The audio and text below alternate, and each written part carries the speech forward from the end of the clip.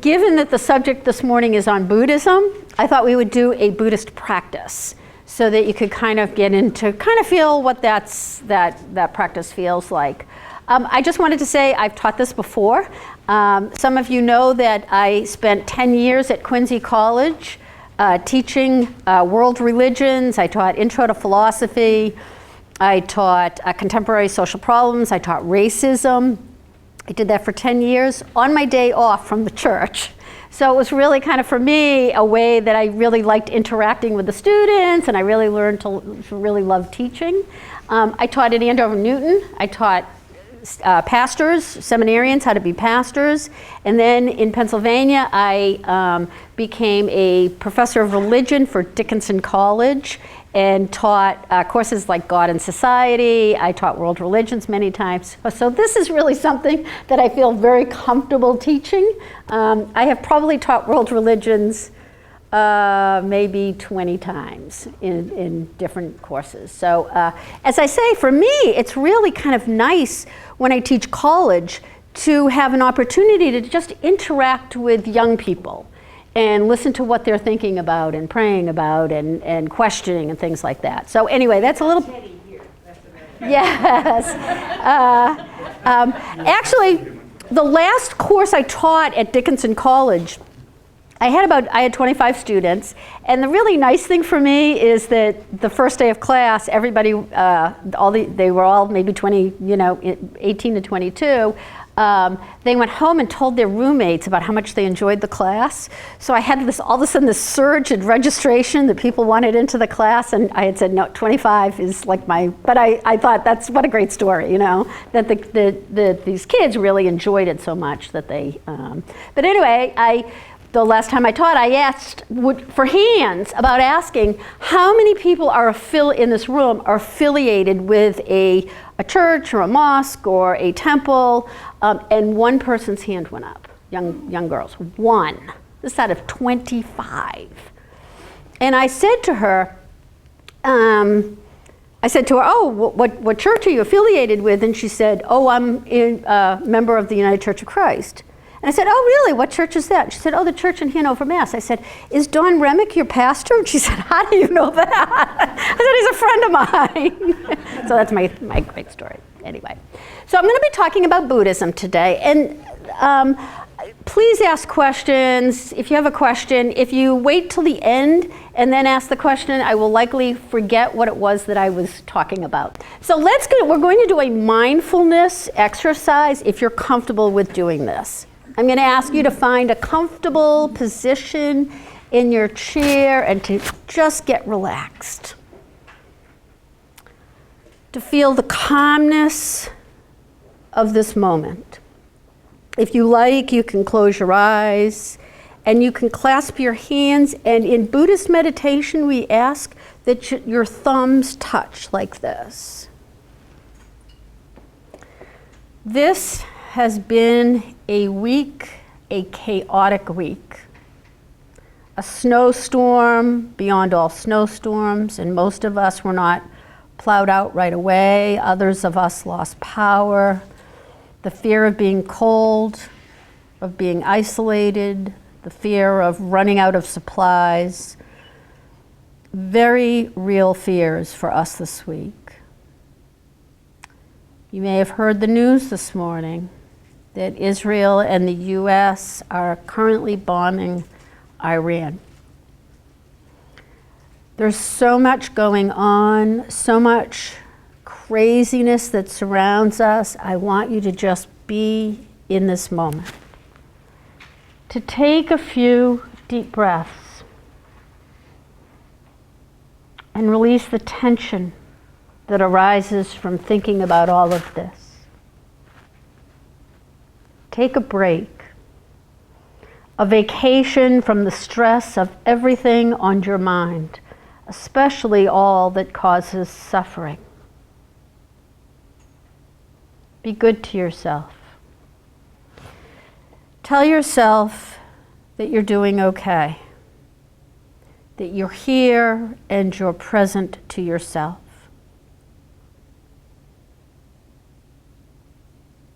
Imagine now that you're holding a candle, The flame burns brightly, but the flame causes you stress.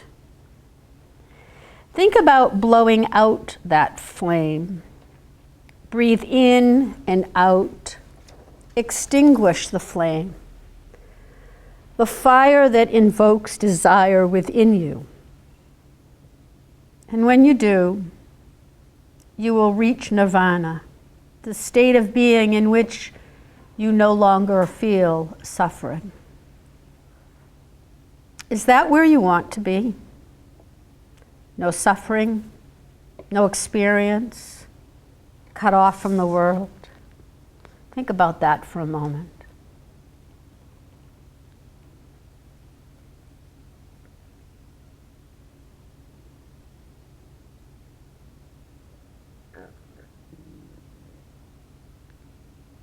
And now I invite you to return, to come back, so that we can study mindfulness and return to ourselves and to one another. So I decided to start with Buddhism. Sometimes I start with Hinduism because Hinduism is older than Buddhism. But I think some of the stuff and the questions that Buddhism asks and some of the stuff that's going on in the world felt very apt for us today to talk about Buddhism. There is an article in Bride magazine, of all places, that is titled "When East Meets West, a Buddhist monk and a congregational minister perform wedding services together. Your pastor is the congregational minister." I kind of 30 years ago became friendly with a Buddhist monk, and her and I ended up doing weddings together. So for me, it was really kind of a neat experience because I could learn more about Buddhism. One of the things, just to tell you kind of an interesting story, is I went to the Zen monastery in Cumberland. Remember, I was the pastor in Lincoln, Rhode Island. And I go in there, and she was affiliated with the Zen monastery. And when I walk in from the back. In front, there are 2 candles on what looks like an altar. And I say to her, oh, interesting that in a Buddhist sanctuary that you would also have 2 candles, because in a Christian sanctuary we too have 2 candles. They symbolize the humanity and the divinity of Jesus. And she said, yeah, that's not what they symbolize here. And I'm like, but it was a good experience for me to remember that, one, some of the practices that we use in Christianity are long before Christianity, right? Because Buddhism is older than Christianity, and we have Christianized them. And so it's likely that in the ancient world, when you had an altar, you had 2 candles. And when Christianity got formed, we came along and said, 2 candles? Let's say now that they symbolize the humanity and divinity of Christ. So we need to remember that sometimes what we think in the Christian church is what they mean. Other people have other interpretations of what they mean. So that was always I like to start with that to think about some of the things that in Christianity we think are unique to Christianity that are really older than Christianity. So I like to begin with the idea of just thinking about what religion is. And this is really important when we talk about Buddhism. Do we think that something isn't classified a religion unless the group has a belief in God or a belief in multiple gods? More people in the world believe in multiple gods than in a single God. And to think about what good does religion do for society or really for the individual? Is there a point to having religion? Unfortunately, in the United States, we tend to equate being religious or being Christian with following a set of rules. So it's kind of like a morality thing that people who are Christian practice better morality than the rest of other people. So that is open to debate, and I think that that's an important question. The other question that comes up in Buddhism is, what makes you, you? Is it your body? Is it your soul? Is it your memories? Is it your identity? Is it what you did for a living? All those kinds of things Buddhism starts to kind of think about, is that what makes you you? And Christianity will always ask that same question. So I want to begin the presentation by thinking about these two questions. Would you want to return to life here on earth with a different sense of me? Or would you prefer to go to heaven with your sense of me? Does that make sense? So we believe in reincarnation, that somebody dies and then they come back to earth as another me. Whereas in Christianity, when we die, we believe that we're still who we are in heaven. So these are questions that all religions will ask, is that what happens to us or who we are inside after we die.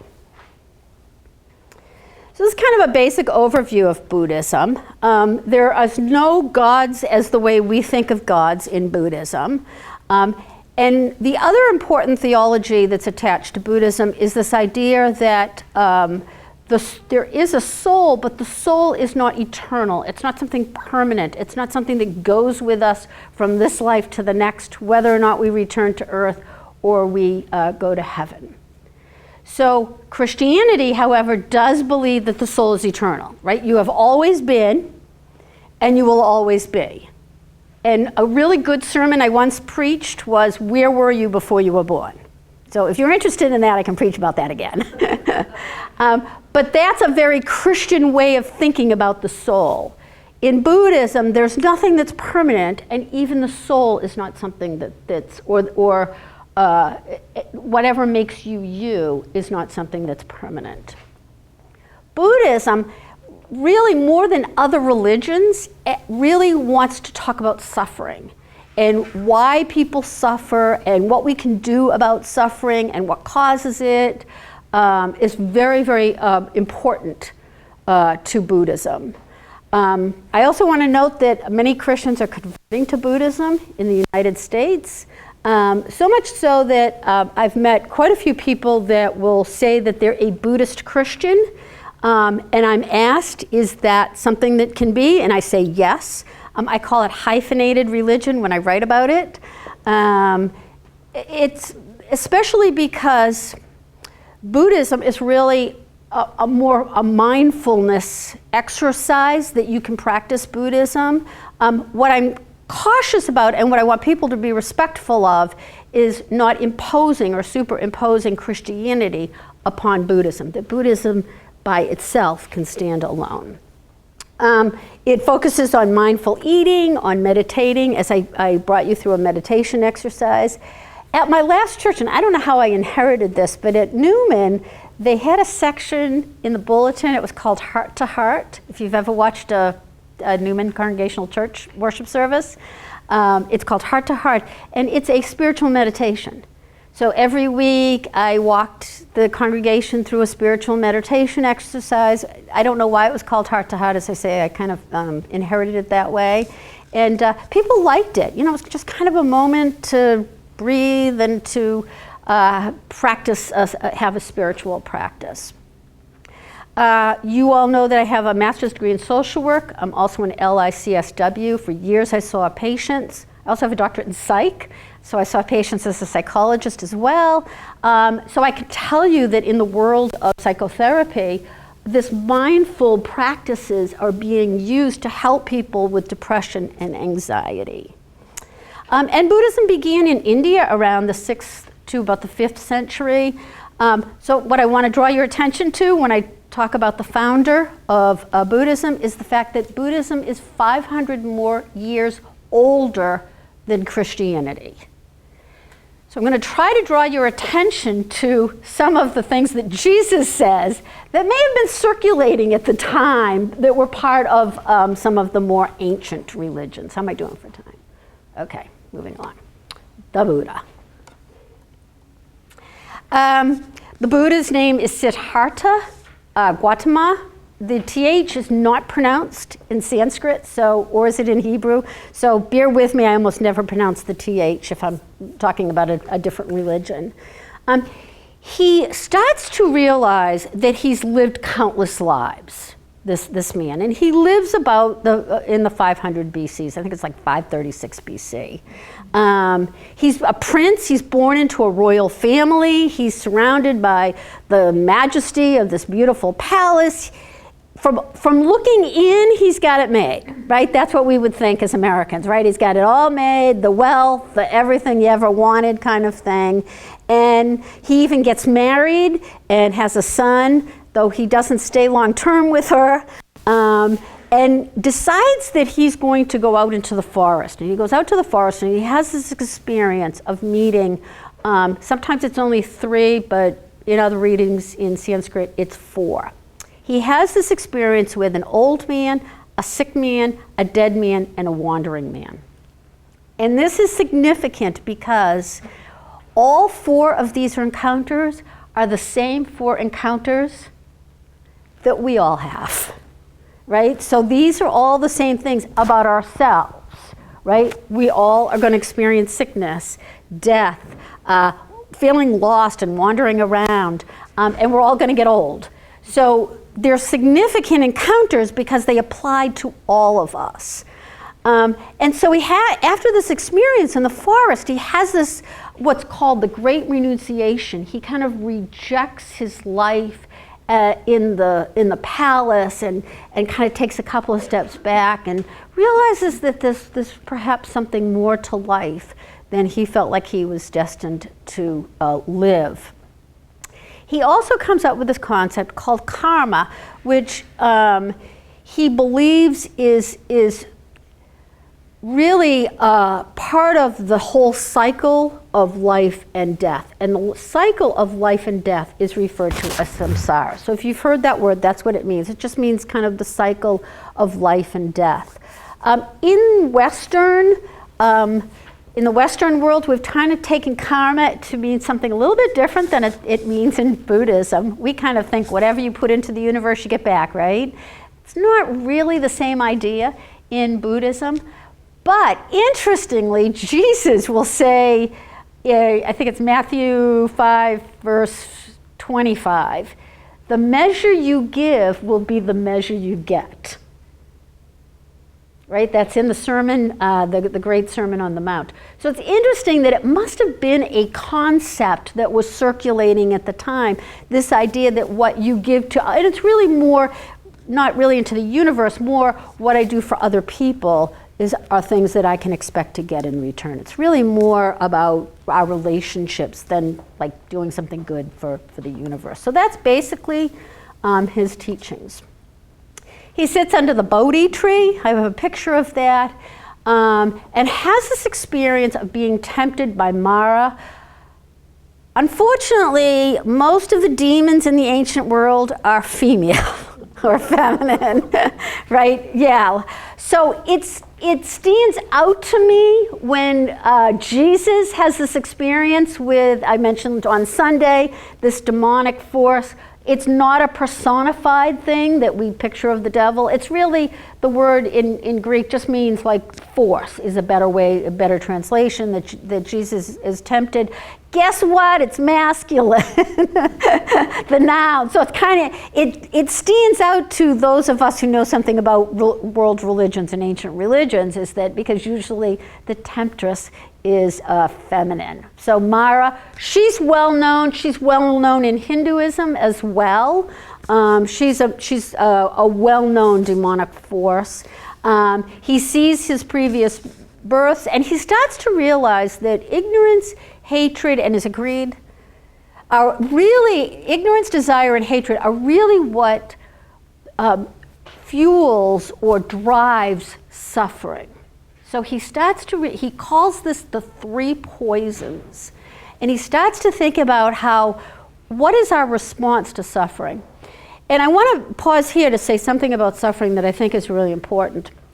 Yes, we have a choice about how we're going to respond to suffering, right?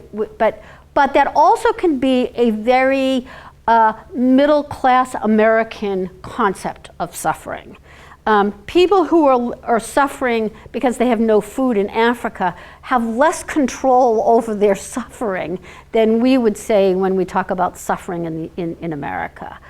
So I kind of like to point that out because I think that too often we kind of lump all kinds of suffering together. So he's really talking about the suffering that we have control over our response to the event or whatever it is that caused that suffering. So he walks around India for 45 years, and by the way, today I'm only talking about Tibetan Buddhism, and dies at 81. It becomes a pilgrimage site, and he's quoted as his last words being, "You must be your own lamps," which is interesting because Jesus comes along, and he's got this beautiful passage in Corinthians where Paul is talking about what Jesus said, and he says that in the moment of your grief, I will be a light for your path and a lamp for your feet. So you can see that Jesus knows religion, right? Even though it's in the ancient Middle East and it's not in India, these are concepts that are floating and circulating around that people are responding to as they form religion. This is a picture of the Bodhi tree. This is like your classic picture of it. So y'all know I just went to Walt Disney World, and one of the places we went to Animal Kingdom, if you've ever been to Animal Kingdom, and right in the middle, we're walking around and my daughter says, "Is that a Bodhi tree?" And I go, "I think it is, but it's incredibly pruned, so it doesn't look like most Bodhi trees, but there is a tree that's in the middle of Animal Kingdom." They're usually much fuller. This is a really good picture of one. There may be one at Roger Williams Zoo. I don't know the zoo well enough. I've only been there once or twice, but I think once at the zoo, I did say, "Oh, that might be a Bodhi tree." Those are very sacred trees for many religions, and that's a picture of the Bodhi tree.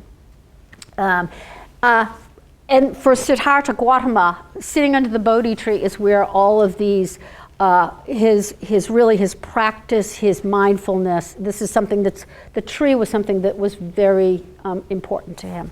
Any questions? Because I'm kind of talking. Yes? Do you think during Jesus' time as a young adolescent when he was in the temple and then when he returned as an adult, do you think he went anywhere and practiced Buddhism? No, and for no other reason that it wasn't like he could get on a plane and go to India and find out something about, just transportation. Okay. I don't, these are, India and the Middle East are worlds apart. Yeah. While I do think among Middle Eastern places, there was some interaction because we know, by the way, my field of expertise, I don't know if you all know this when I was in the PhD program, was Assyriology. Like, you probably don't know what that is. Assyriology, Assyria is the region that Iran is, which is why I'm so upset this morning about the bombings, because we have so much important archaeological things going on in Iran. So Iran, Iraq, around there, Iraq is Babylon, ancient Babylon, and Iran is Assyria. Assyria was where Nineveh, you may have heard that name from the book of Jonah, but these are real places, they were real people, and Assyrian religion interacts with Israelite religion. And so a lot of PhD students study both so that we can understand the development of Israelite religion. That Israelite religion was my field. So you think Jesus heard it in his own area then? I think it was just, I think it was popular religion at the time. Even if they didn't interact all that well, who knows who came from India and kind of passed it along. I don't think Jesus traveled too far outside of Israel. He probably had enough to do rather than taking some long journey. So I think I told you I'd taken Religions of the World. Yes. So I pulled out the only textbook I had in college. Okay. I pulled it out yesterday. And the first chapter we studied was on Jainism. Okay, yes. Into Buddhism. Right. How much would he have been influenced by that in his... Good, great. That's a really, really great question. What is Jainism is another, like Sikhism. It's another lesser known religion. I'm kind of like in a 6-week thing going to tell you about the major religions. If I were going to teach a 16-week class, I'd talk about Jainism and Sikhism and some of the other popular ones. Went out naked in the wilderness. Yeah. Right? Yeah. One with nature, right? Exactly. And I'm glad you mentioned that, because one of the things that's really important to a lot of the religions is taking care of tiny creatures, which is true in Jainism. It's true in Sikhism too. It might be when you see somebody who in a restaurant who brushes off the chair, they're actually brushing off any of the microbes that could be on the chair before they sit down, so they don't kill anything. So that is really part of my faith. I relocate all the ants in my house.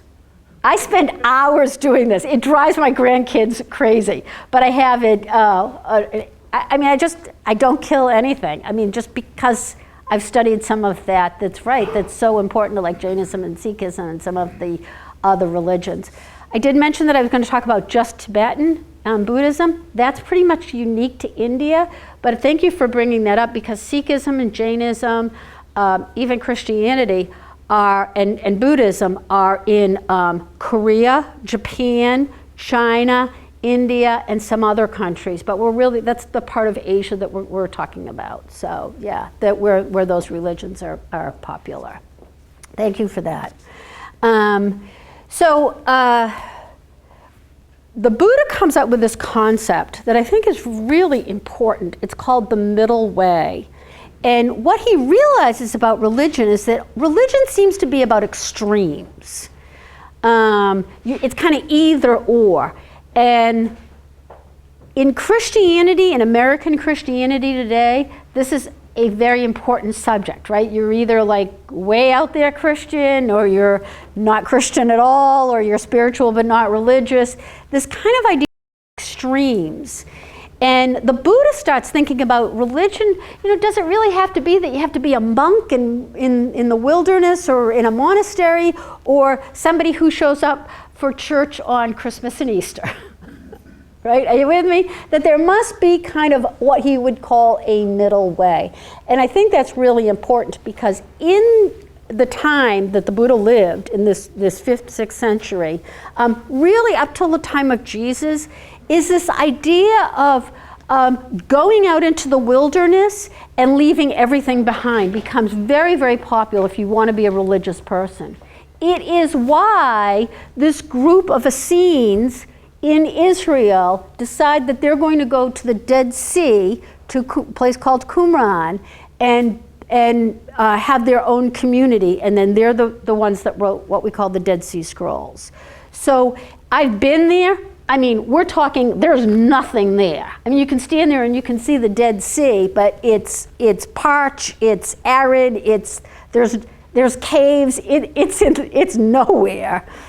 And thankfully, it's a bus stop, or I wouldn't have even gotten there, because it's really, really out in it's a bus. You can stop at Qumran on your way to Eilat in Israel.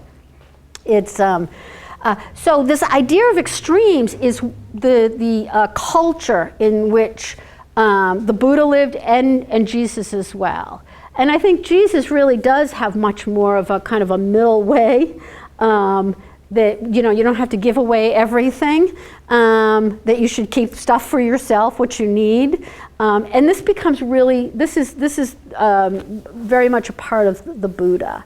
So to stay away from extremes, and you don't have to live in a palace, but you also don't have to roam around in the forest, is one of his sayings.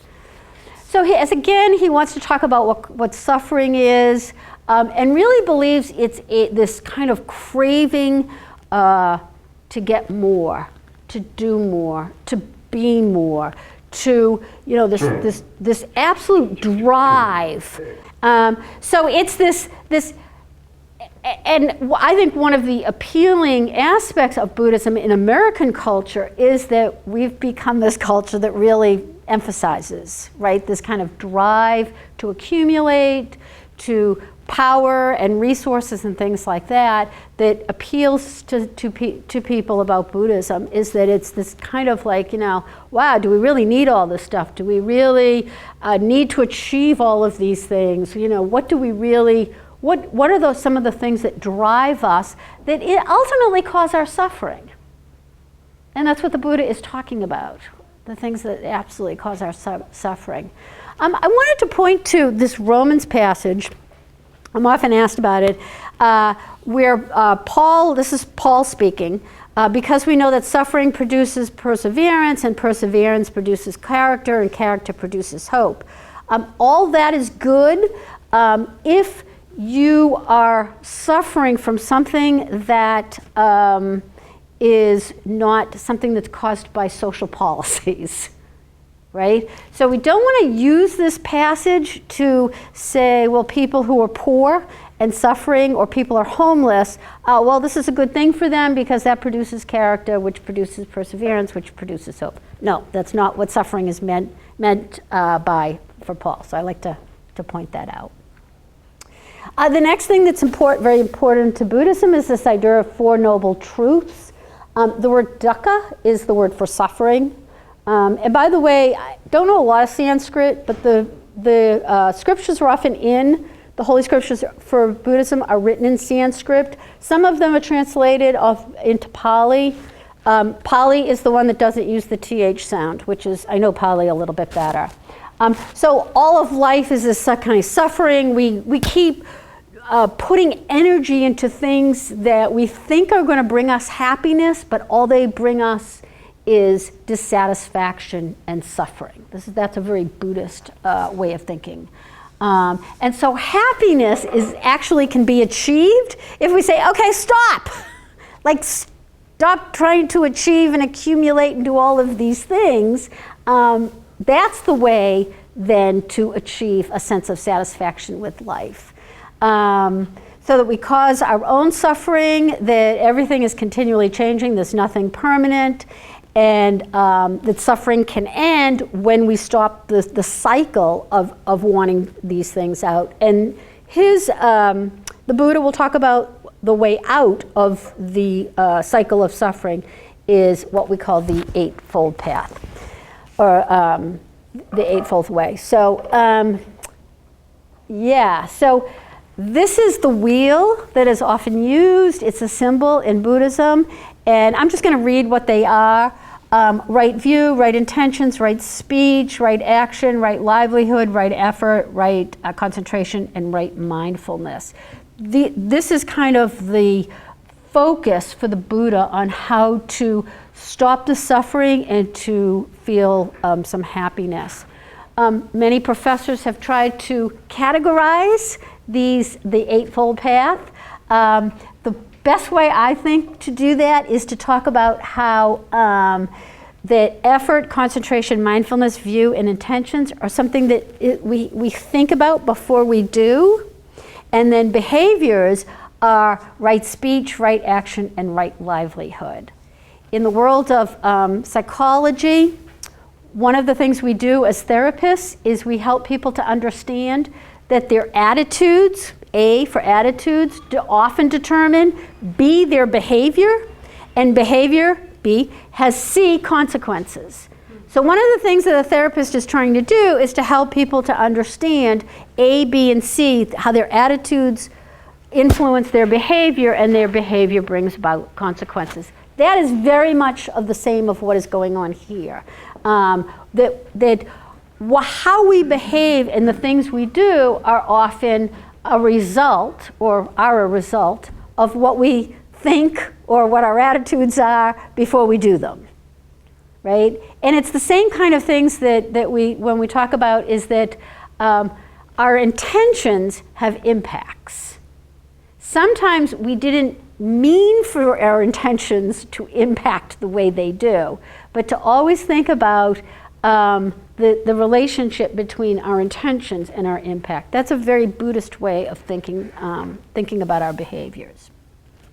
So the Eightfold Path, this is more of a review, is thinking about how we perceive something, how our perception of something influences, again, how we intervene or how we behave. To practice the meditation mindfulness, which one of the things I do like about the idea of mindfulness is that it isn't really meant to shut out the world so much as to take what I like to call a balcony view. To the world is going on here, and sometimes you just need to climb up to the balcony to see what's going on and to take kind of like a bird's eye perspective. Really sometimes helps us then to go back down the stairs onto the floor and interact differently or have a different mindset that really makes a difference among other people. So that's a little bit about the Eightfold Path. So the question becomes for Buddhism is that really what ends suffering? And awareness that we cause our own suffering, again, not related to social policies.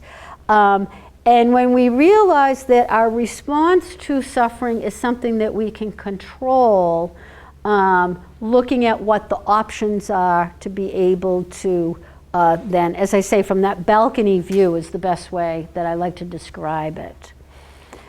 And then you can do something about it. And so basically what Buddhism is saying is that it's our mind that's causing the suffering that we're experiencing. And if we have a different mindset on that, then we can go back in and do something to end that suffering or to alleviate whatever it is that's causing it. Any other questions? I feel like I'm like talking a lot. Like if you decide a goal, and that's causing you to suffer.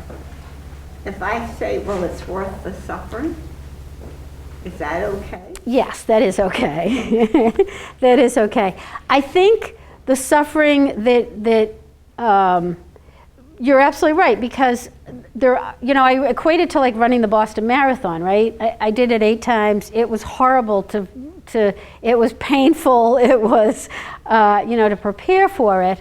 But the goal was to finish the marathon, right? So the only way to finish a marathon is to be able to train for it. So you're right, there is suffering that does, as Paul says, that produces endurance or produces character. There is suffering that, like, no pain, no gain.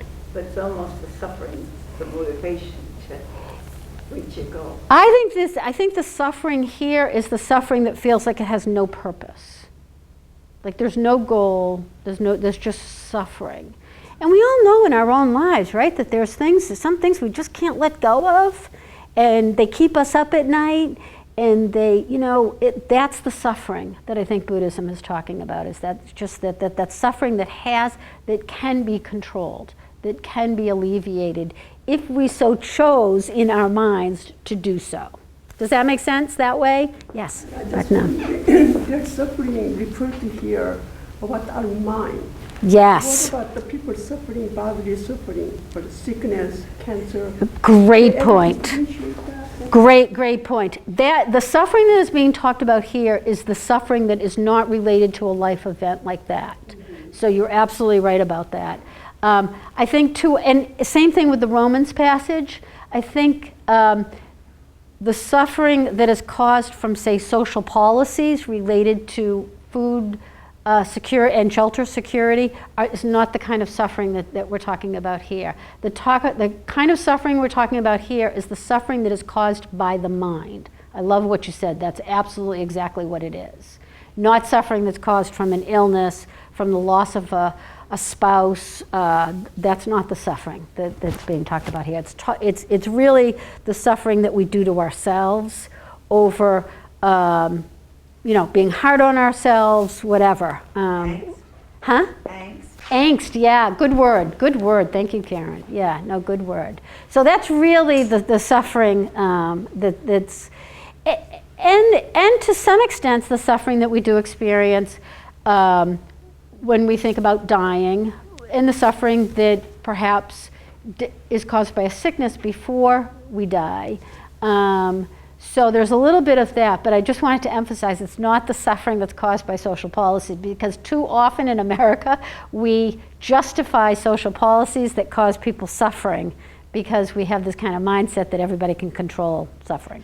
As he said on Tuesday night, he's lifted millions of people off SNAP benefits. Yeah, there you go. There you go. Thank you for that illustration. Any other questions? Those are great questions. Yes, Mary Beth. How did Buddhism spread? I mean, here's the Buddha who went into the forest. Yes. Did he have teachers, disciples? We're getting there. Great question. Let me just talk about what nirvana means, because this is like one of the most misunderstood concepts. No, it is not a rock band. Okay. So, yeah. This concept of nirvana, actually I had a professor that once described it like this, and the reason that I did the meditation the way I did, nirvana is when the flame of stress and suffering is before you. Nirvana is when you extinguish it. So it is blowing out the candle. That is the best analogy that I can come up with for what nirvana is. It's not what we tend to think. So everything is these desires of ignorance and desire and hatred are extinguished. And it's basically, the goal is to get off this repetitive cycle of life, death, life, death, life, death, and be free from that. That's what nirvana is really to be free from that. And again, I want to appreciate that, in India, there is a huge gap in income equality or equity. And for people who have suffered their entire lives, to anticipate doing this again in the next life might not be as appealing as we would think in America. Are you with me? So this is a religion that's going to take root in a culture where there is a lot of economic suffering. Let's see, where am I? So the Buddha, by the way, the word means to awaken, to enlighten, to be enlightened, is trying to figure out how to get off this cycle and reach nirvana. And this is the wheel of life. You may have seen this in other places.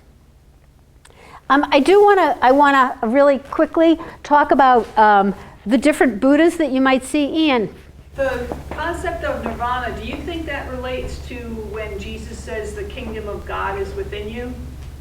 Very much so. Yes, good illustration. Again, so Jesus is drawing upon some of the ancient religion that perhaps is in Middle East, is in India, is in other parts of the world, that for whatever reason, whether or not they intersected, probably not, but these religions are growing up about the same time. And so Jesus is drawing upon some of the concepts. And the Buddha lived 500 years before Jesus was born. So 500 years is a long time if you think about it. So many of these concepts are floating around that Jesus uses. I do think one of the reasons that Christianity takes root is it wasn't that far out. It was already things that people were thinking about and associating with religion and religious practice. And that probably was the reason that Jesus would say some of the things he did and encourage us to do some of the things. The idea of loving our neighbors is not unique to Christianity. Well, right? And I question, if the Buddha believe life and death, what is the definition of death? It's just momentary, then reincarnate? For Buddhists? Yes, what is the definition of death? Yes. So there's a cycle of life and death and rebirth over and over again. Death is just, for a Buddhist, is just transitional, right? It's you die and then you come back, but you don't come back as yourself. You come back as someone else, right? So what I would say to answer that question about what is death for a Buddhist, the answer to that would be the cessation of self. I am no longer, right? Because I'm going to be born again as someone else, as another being. By the way, the only person to date who has ever claimed to come back as himself is whom? Yes! Which is really interesting because in Christianity, we all believe in resurrection and not reincarnation. Jesus technically is reincarnated. Does the Tibetan Buddhism have, as is part of its tradition, the historical dimension, which is when we would die as ourselves, but then the ultimate dimension where our energy would continue in a different way until we come back? Yeah, that's more of a Hindu thing than Buddhist. A Buddhist, really, there's nothing permanent. So this idea that you want something to go on with me, or to go to heaven, or to go someplace else, is just not the thinking for a Buddhist. The Buddhist is like, live in the moment, and there's nothing that's eternal. There's nothing, you haven't always been and you won't always be. Though, as a practicing Christian, I kind of like the idea of this recycling of souls. I mean, we're all recycling now, right? So the recycling of souls, not a terrible idea. So anyway, this is protective Buddha that has the hand up. Calling the earth Buddha is always sits like this. I just want to draw to your attention to everybody, all the Buddhas don't all look the same. I think I got one more. I love this. The Nirvana Buddha is like lounging. At the time of Jesus, if you were invited over, a lot of people don't know this, if you were invited over for dinner in the dining room, people ate lying down, like this. That was often, you would lie down as a way to, who knows, right? This idea of sitting at a table comes later. But in Roman society, lying down, they all went to the bathroom together too, so, So there are three schools, just briefly want to talk about them. Theravada, Mahayana, Theravada by far. Theravada has scriptures, Mahayana has scriptures too, but everybody knows Theravada scriptures a little bit better. These are unique to certain portions of the Southeast Asia. The Lotus Sutra, there's different sutras, I'm going to give you a few of them, that are teachings is a good way to frame that. The word for Buddhism, for teaching, is Dharma. It's relatively the same idea as Torah is for Jews.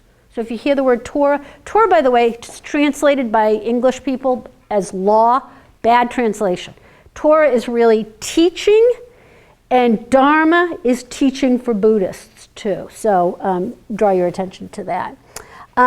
Zen Buddhism is another school. It's a smaller school. We think it's a big school. It's a smaller school. It's taken off in the United States. So often when people talk to me about being Buddhist, I'm guessing that they're really talking about Zen Buddhism and not Tibetan Buddhism. I have to tell you about monks because the monks are roaming around, right, in protest, right? So I want to say something this morning about the monks. This is, to be a Buddhist monk is not something that I would want to sign up for. I'll admit that right now. I intermittent eat, right? I don't usually eat before noon. They have to be done with their eating by noon, so all wrong for me. It's a good thing I'm a Christian pastor, right? They can't read, no adornment, no, there's 227 rules. The three most popular about the 1 meal per day, and that they're not allowed to hold silver or gold. One that I don't have here, that's the third most popular, is that when they sleep, they're not allowed to sleep on anything comfortable. They have to sleep on something really hard. When I worked for Habitat for Humanity, I spent 2 weeks in Haiti in 1989, so I was younger then, and where they gave us to sleep was literally cement. So for 2 weeks, I slept with not a pillow or anything, just on cement. It gave me a real appreciation. So think about, how would you do that? Do you sleep this way? Do you sleep that way? I mean, on cement. It was very uncomfortable. But for Buddhist monks, that is how they believe that you cannot. So I've had Buddhist monks come to my home and ask them where they would like to sleep. Because I have like Craftmatic, I have nice thick mattresses, and they will often not sleep that. They'll only sleep on something very, very hard. I'm not even really sure why that's important, but that is one of the rules about being a monk. Great question about community. So Buddhism just begins to spread. It spreads just in terms of people becoming monks, but it also spreads they have a lay community. It's called the Sangha, and they're widespread. They don't meet on Sunday morning. Hindus, by the way, don't meet on Sunday morning unless they live in the United States. Because they found out we're all doing something on Sunday morning, they start doing something on Sunday morning too, but not part of Hinduism outside the United States. So Sangha is a Buddhist community. I wanted to leave you with a couple of neat things, some things that I really like. One of the sutras that I live by is that you should sit in meditation for 20 minutes every day unless you're too busy. Then you should sit for an hour. Don't you just love that? You know, if you're too busy, then you need more time so that's one of my favorite sutras. The other one I really like is train your mind to see something good in everything.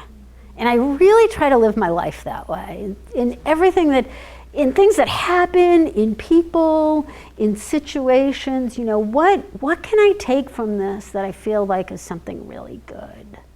So those are things. I have some other stuff that talk about the Dalai Lama, the Tibetan Book of the Dead, but I'm going to close there and ask if there's any questions.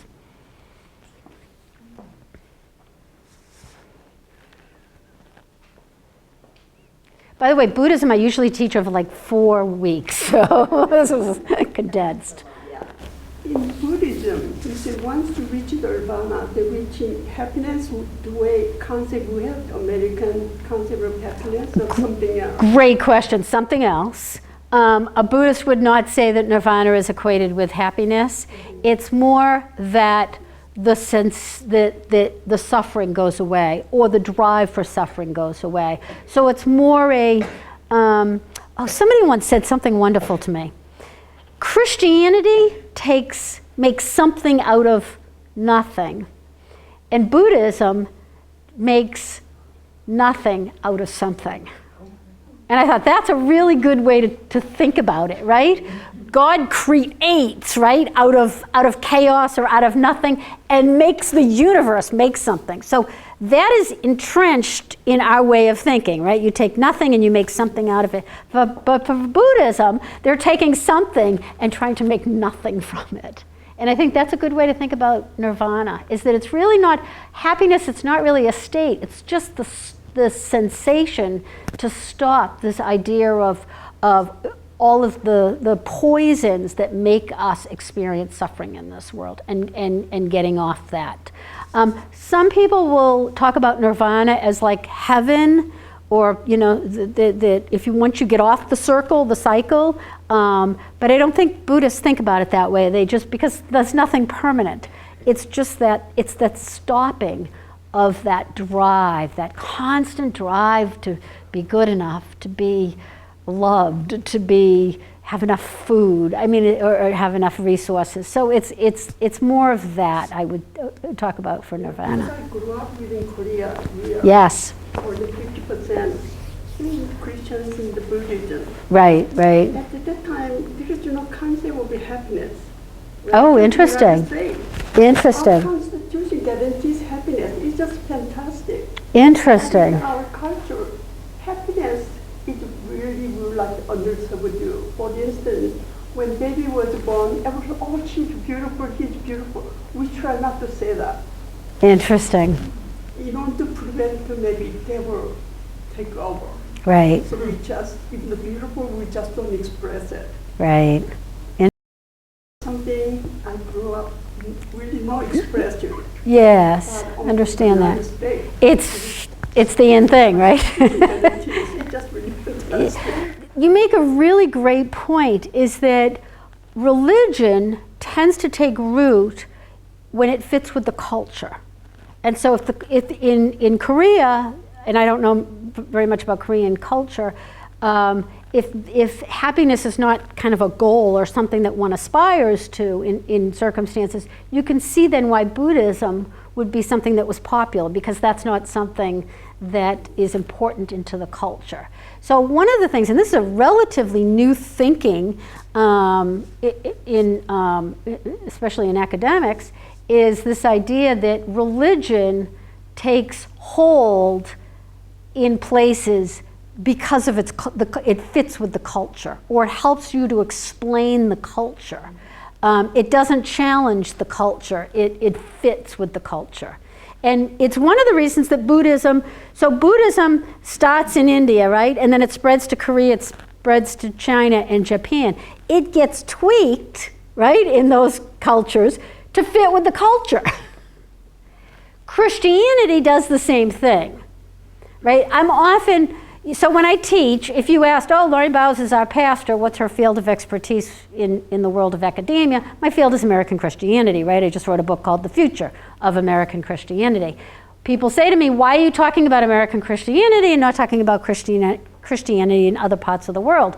For the same reason, is that American Christianity is unique, right? It fits with US culture.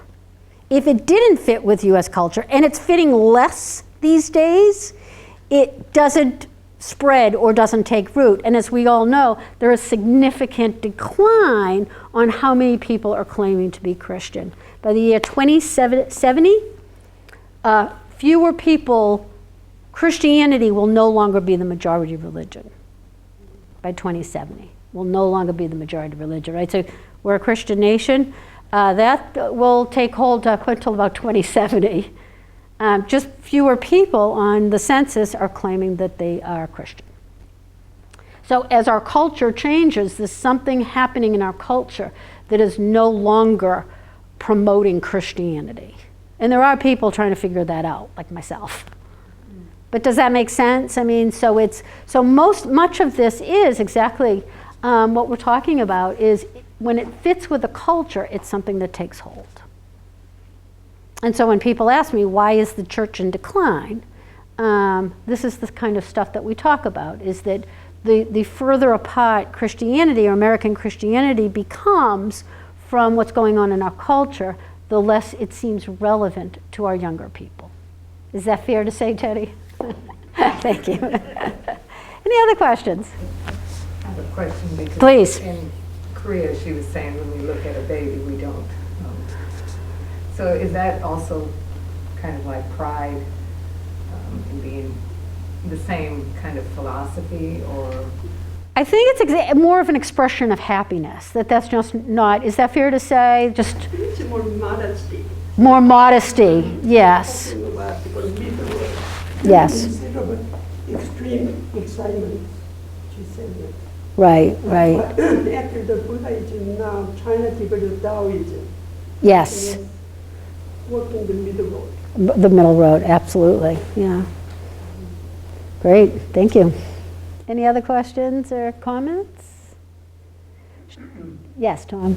You often associate the Beatles with their trip to India. Oh, yeah, yes. Is that factual? I think John Lennon was pretty taken with it. Yeah, I don't know how factual that is, but yeah, I haven't heard anything more than you as well. That unfortunately, however, John Lennon came out with that statement about Jesus that,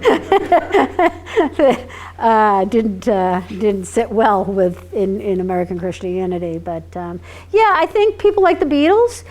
Let's respect the fact that they're looking for other spiritual practices and trying to. In their day and age, remember, that was frowned upon.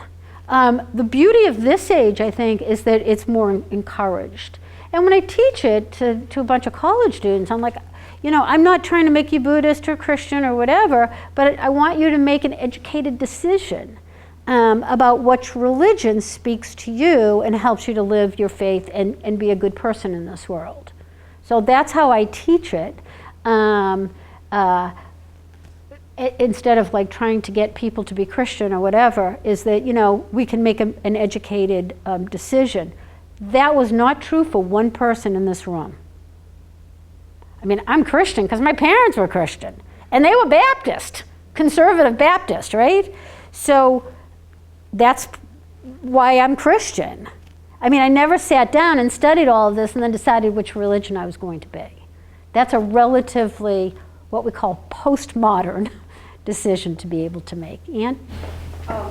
So as Thich Nhat Hanh has taken Zen Buddhism, Vietnamese Buddhism, and brought it into the States. World to Yeah. help relieve suffering. Mm-hmm. Would you say that was true also of Tibetan Buddhism? Like, do they have? Yes. It's that. I'm glad you mentioned that. So out of all of the different kinds of Buddhism, the concept of suffering and alleviating suffering that's caused from our mindset is across the board. It's one of the things that unites all of Buddhism, whether or not it's Tibetan, Zen. That is a unique feature of of Buddhism. And then also, Thich Nhat Hanh did the physical act of, helping go out into the villages World. during the war and rebuild the villages and Right. so forth. Right. Are you familiar with other Buddhist traditions doing that also? Yeah, so if you have a handle on greed and you want to practice generosity, then that was one of the reasons to get a hold of these cravings or these desires, was so that you would practice more equity for sharing with other people. So yes. And by the way, I think that's true of all world religions. I mean, I'm not going to teach you a world religion that says, greed is a good thing, stay selfish, don't feed the poor. And there's no religion that doesn't say that. So that's the good news, is that every world religion has a sense about helping other people as being part of it. I do think, when I'm asked the question, what do you think makes a religion, what is a good religion? I always say there are three things. They help people develop empathy for other people's suffering. They help the individual to feel grateful for what they are, what they have. And the third is that they inspire generosity. And so I think all good religion, and is there bad religion out there? Yes, there is. But all good religion, that is its purpose, is to help within the individual those three things. So I would say that about every world religion has that. Sometimes it's just a different path to get there. It's a good way to think about it. Shall we close with prayer? Let us pray. Gracious and holy God, we thank you for this time together to learn about Buddhism.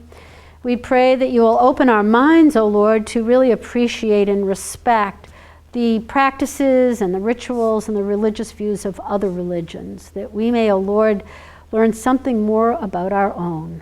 We ask your blessings as we go forth, and we pray, O Lord, this day especially for what's going on in the world. We pray for people in Iran. We pray for those who feel that the world is just caving in on them at this moment. We ask your blessings upon them, for we pray these things in Jesus' name.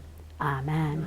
Thanks, everybody, for coming. What is next week? Hinduism is next week. Thank you for asking.